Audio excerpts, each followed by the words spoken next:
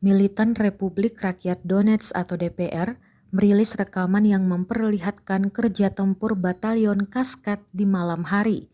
Rekamannya ramai beredar di Telegram pada Kamis, 8 Desember 2022. Dalam narasi unggahan dituliskan prajurit OBTF Kaskad menghancurkan pasukan Ukraina dengan segala senjata. Tembakan pertama menghancurkan tank Ukraina menggunakan ATGM. Serangan selanjutnya dengan senapan mesin dan granat, pasukan Ukraina diklaim menderita kerugian besar. Sayangnya, tidak dijelaskan lokasi pasti penyerangan kali ini. Kendati demikian, rekamannya telah menuai berbagai komentar dari warganet. Selain itu, invasi Rusia ke Ukraina memasuki hari ke-287 kemarin, ditandai dengan serangan drone dan rudal Moskwa yang dilaporkan menargetkan 2 desa dalam semalam, menurut Gubernur Daerah Zaporizhia, Oleksandr Staruk di Telegram.